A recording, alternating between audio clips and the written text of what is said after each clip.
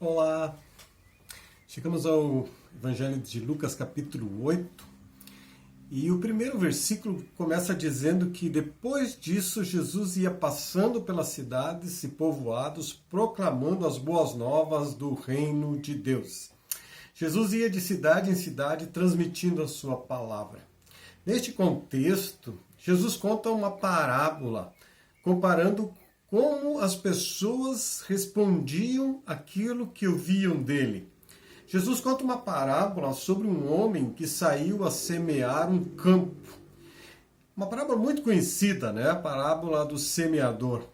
Naquela época, a semeadura era praticamente toda manual. O semeador saía com a semente, jogando a semente, e à medida da sua força ou do vento, a semente caía em vários lugares, né? À beira do caminho, entre as pedras, no solo preparado, enfim. Jesus usa essa figura para mostrar como as pessoas reagiam à sua palavra, ao Evangelho. Nos versos 11 a 15, Jesus vai explicar aos seus discípulos, né, essa parábola, então, do semeador. E ele diz: este é o significado da parábola.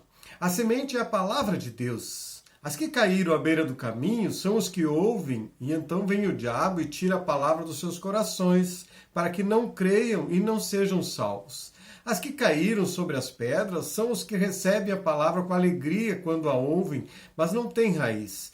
Creem durante algum tempo, mas desistem na hora da provação. As que caíram entre espinhos são os que ouvem, mas ao seguirem seu caminho são sufocados pelas preocupações, pelas riquezas e pelos prazeres desta vida, e não amadurecem. Mas as que caíram em boa terra são os que, com o coração bom e generoso, ouvem a palavra e a retêm e dão fruto com perseverança. Dessa explicação de Jesus, podemos perceber pelo menos quatro tipos de pessoas aqui, né?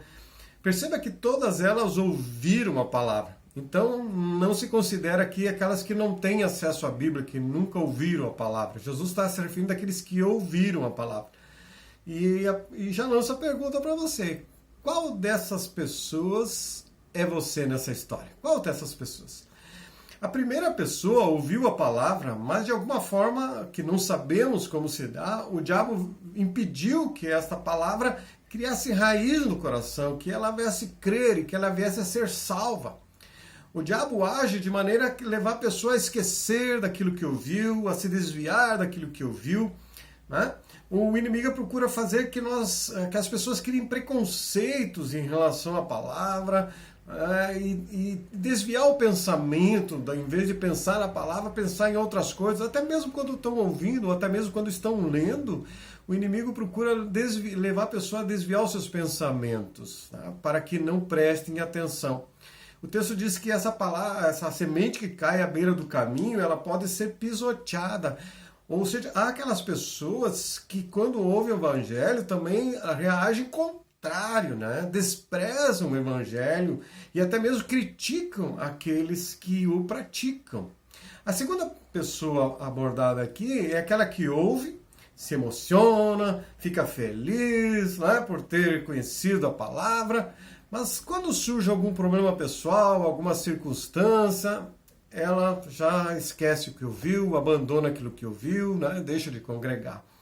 A terceira pessoa de Jesus são os que ouvem, mas ao seguirem o seu caminho, são sufocados pelas preocupações, pelas riquezas e pelos prazeres desta vida, e não amadurecem, não produzem frutos. Simplesmente acolheram a palavra, mas continuam praticando coisas contrárias à palavra de Deus. A quarta pessoa é a terra boa. É a terra boa, e espero que seja o teu caso. É aquela pessoa que ouve a palavra, recebe a palavra, procura compreender a palavra e guarda essa palavra no coração, de maneira que os dias sejam bons ou dias sejam maus, ela continua firme na palavra, crendo e obedecendo. Essa é a terra boa. Qual dessas quatro pessoas é você nessa história? Qual dessas pessoas? Perceba que a diferença entre essas quatro pessoas é como elas responderam à mensagem. Por quê?